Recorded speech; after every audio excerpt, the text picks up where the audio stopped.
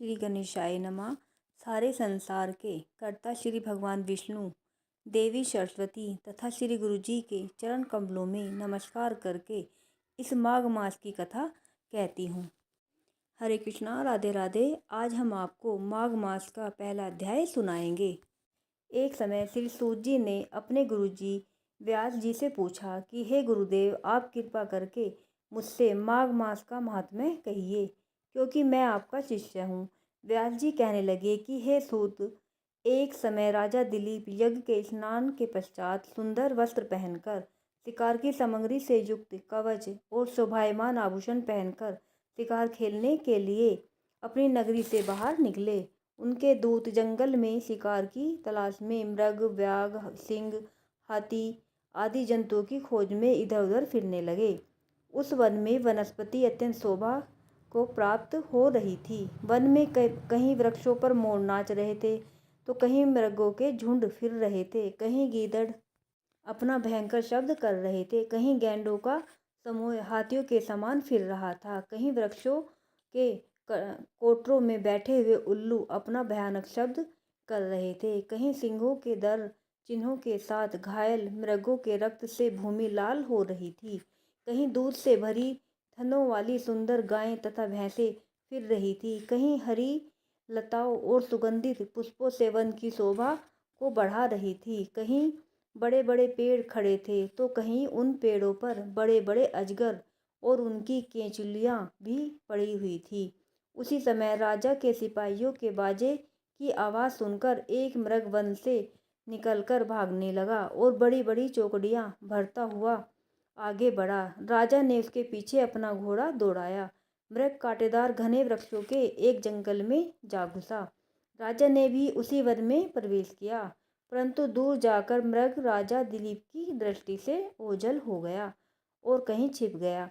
राजा निर्जन वन में अपने सैनिकों सहित प्यास के मारे अति दुखी हो गया। दोपहर के समय अधिक मार्ग से चलने से राजा का कंठ सूख गया और मुख मलिन हो गया। सैनिक थक गए और घोड़े रुक गए।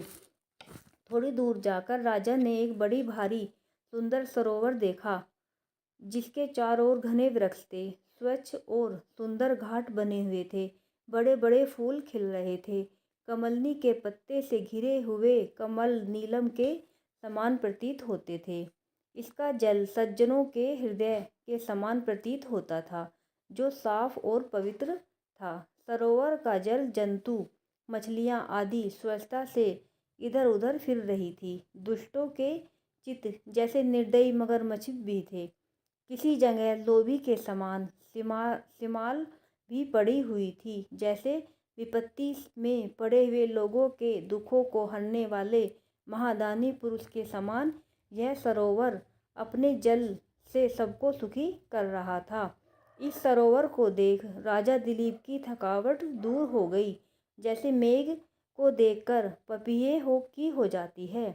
राजा और सैनिकों ने वहां जल पिया और मध्याह्न की संध्या करके भोजन आदि किया तथा रात्रि में राजा ने वहीं पर विश्राम किया और सैनिक पहरा देने लगे और चारों तरफ फैल गए। रात के अंतिम समय में शुकरों के झुंड ने आकर सरोवर में पानी पिया और जैसे ही कमल के झुंड के पास आया, तब शिकारियों ने सावधान होकर शुकरों पर आक्रमण किया और उनको मारकर कोलाहल करते हुए बड़ी प्रसन्नता के साथ उनमें से कुछ को लाकर राजा को सूचित किया। तब सबने नगर को प्रस्थान किया।